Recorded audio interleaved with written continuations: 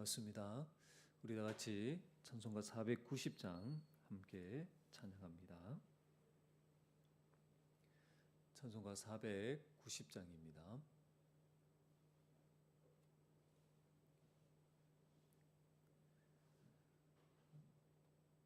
주여 지난 밤 내 꿈에 배었으니 그 꿈 이루어 주옵소서. 밤과 아침에 계시로 보여주사 항상 은혜를 주옵소서. 나의 놀라운 꿈 정녕 남이 끼는 장차 그 은혜 받을 편이 나의 놀라운 꿈 정녕 이루어져 주님 얼굴을 배우리라. 마음 괴롭고 아파서 낙심될 때 내게 소망을 주셨으며 내가 영광의 주님을 바라보니 앞길 환하게 보이도다. 나의 놀라운 꿈 정녕 남이 끼는 장차 큰 은혜 받을 편이 나의 놀라운 꿈 정녕 이루어져 주님 얼굴을 배우리라. 세상 풍조는 나날이 변하여도 나는 내 믿음 지키리니. 인생 살다가 죽음이 꿈 같으나 오직 내 꿈은 참되리라. 나의 놀라운 꿈 정녕 남이 끼는 장차 큰 은혜 받을 편이 나의 놀라운 꿈 정녕 이루어져 주님 얼굴을 배우리라. 아멘. 하나님께서 우리에게 주시는 말씀은 신약성경 디모데후서 2장 8절부터 19절까지입니다. 디모데후서 2장 8절에서 19절까지입니다.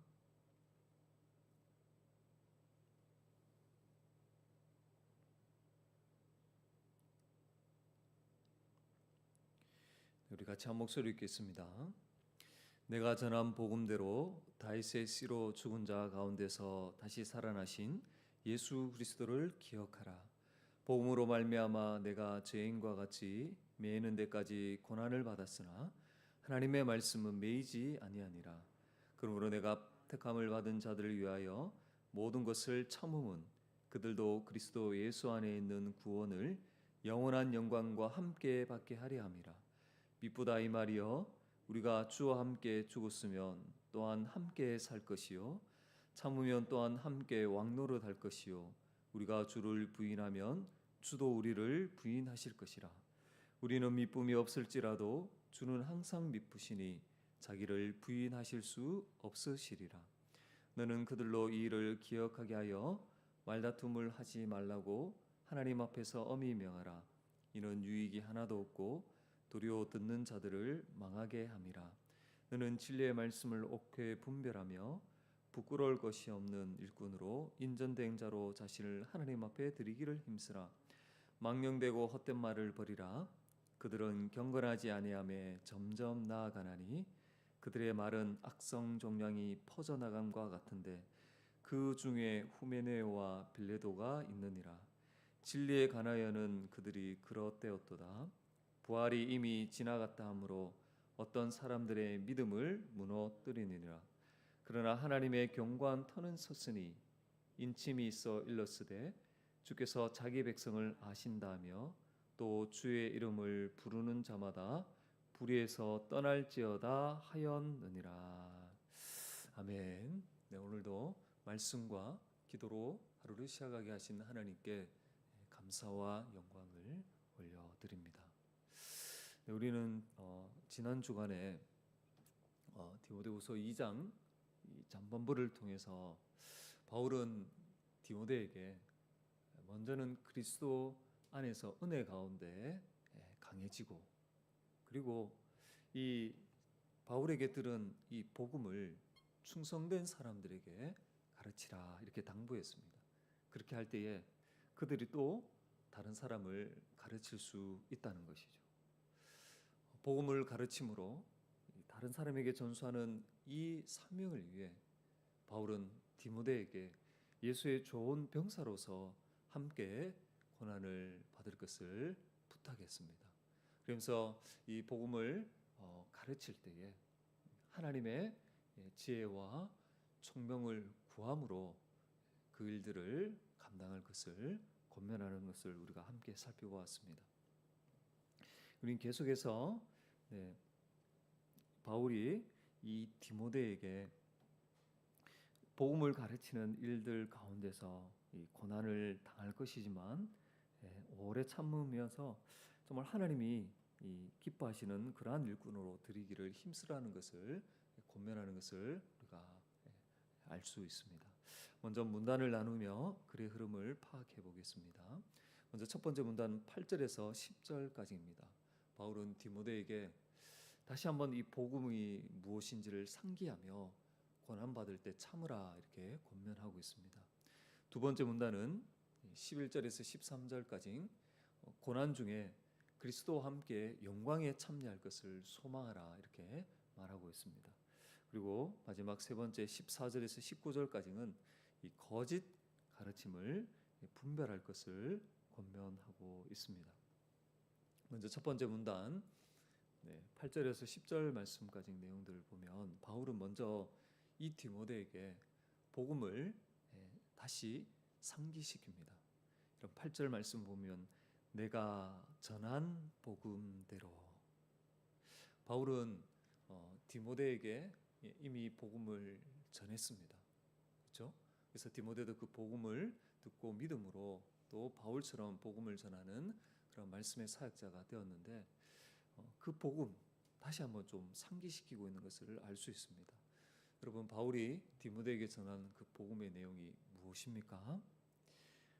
8절을 보시면 다윗의 씨로 죽은 자 가운데서 다시 살아나신 예수 그리스도를 기억하라.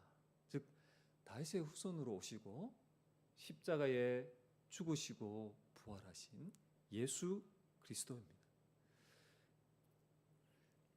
그래서 이 복음을 다시 한번 좀 상기시키면서 바울도 지금 그 복음을 전하는 그 일로 인해서 지금 고난을 받고 있다는 것을 9절에 설명합니다.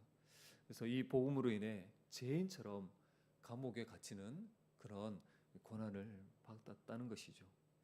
그러나 바울은 비록 복음으로 인해서 지금 감옥에 갇히면서 고난을 받지만 하나님의 말씀, 곧 이 복음은 감옥에 매이지 않는다는, 하나님의 말씀은 어떤 경우도 매이지 않는다는 것을 말하고 있습니다. 그러면서 이 고난 가운데 참는 이유를 10절에 말씀합니다. 그러므로 내가 택함을 받은 자들을 위하여 모든 것을 참음은 그들도 그리스도 예수 안에 있는 구원을 영원한 영광과 함께 받게 하려 함이라. 고난이 있지만 하나님이 택하신 그들을 결국은 그리스도 안에서 구원하실 것이고 또 그들에게 영원한 영광을 주실 것을 확신하였기 때문에 바울은 이 고난 중에도 참을 수가 있었던 것입니다. 그러면서 이런 확신을 어디에서부터 이렇게 가질 수 있었는지 그 근거를 11절부터 13절까지 설명을 하고 있습니다. 여러분 그 확신의 근거는 여러분 11절, 12절 말씀처럼 미쁘다 이 말이에요. 우리가 주와 함께 죽었으면 또한 함께 살 것이요 참으면 또한 함께 왕노릇 할 것이요 우리가 주를 부인하면 주도 우리를 부인할 것이라 이렇게 말하면서 주와 함께 이런 표현들이 반복이 되면서 바로 바울이 예수 그리스도를 믿음으로 그리스도와 연합되었기 때문에 그래서 그리스도 안에서 구원과 또 영원한 영광을 주실 것을 확신할 수 있었던 것입니다. 주와 함께 죽었으면 주와 함께 살리라. 또 참으면 함께 왕노릇 할 것이라. 왜요? 그리스도와 연합되었기 때문에 이렇게 확신할 수가 있었던 것입니다. 또한 우리가 부인하거나 진실하지 못한다 해도 주님은 신실하고 미쁘시기에 반드시 그 약속을 지키신다는 것입니다.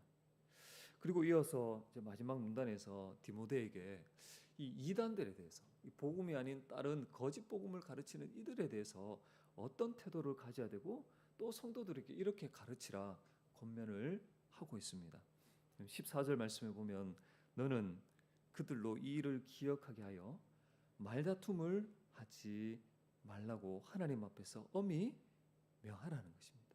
그러니까 그런 거짓 복음을 가르치는 그런 이단들과 논쟁을 벌이지 말라는 하나님 앞에서 엄히 명하라고 합니다. 왜요? 이는 유익이 하나도 없고 도리어 듣는 자들을 망하게 한다는 거예요. 듣는 자들로 하여금 결국 파멸에 이르게 한다는 것입니다.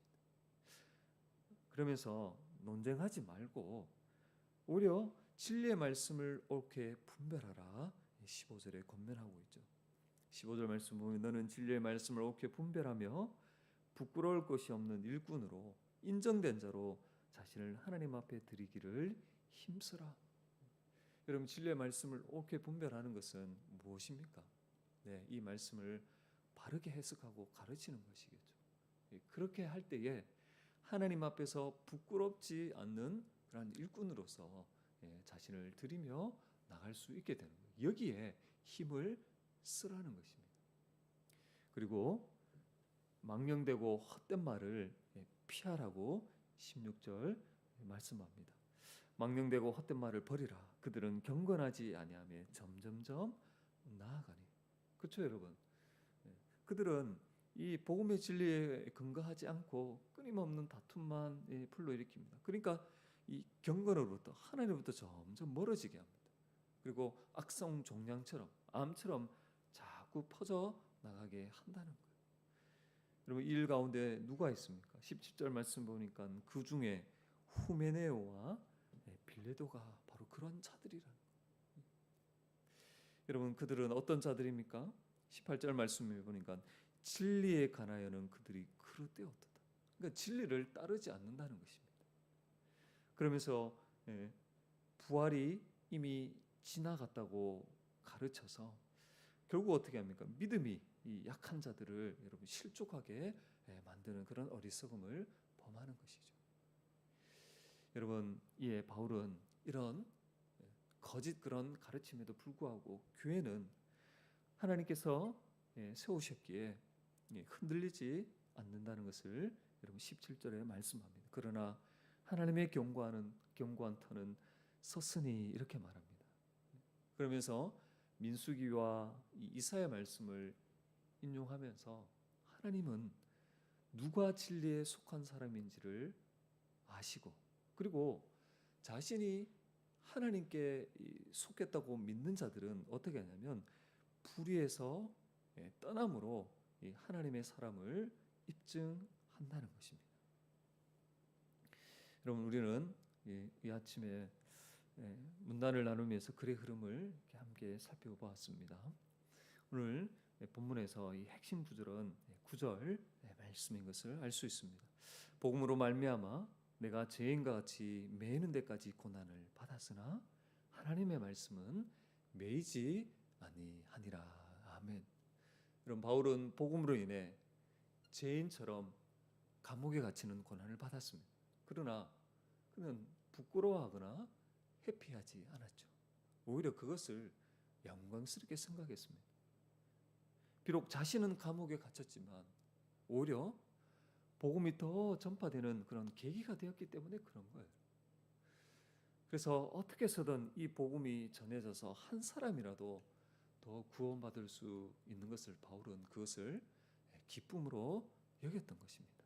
그래서 여러분 빌립보서 1장 18절에 보면 그러나 무엇이냐 거칠애로 하나 참으로 하나 무슨 방도로 하든지 전파되는 것은 그리스도니 이로써 나는 기뻐하고 또한 기뻐하리라. 아멘.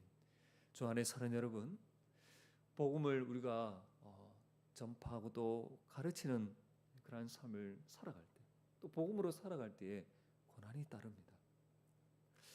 그러나 여러분, 그것이 어떤 상황이든지 또 때로는 어렵고 많이 힘들 수도 있을 거예요.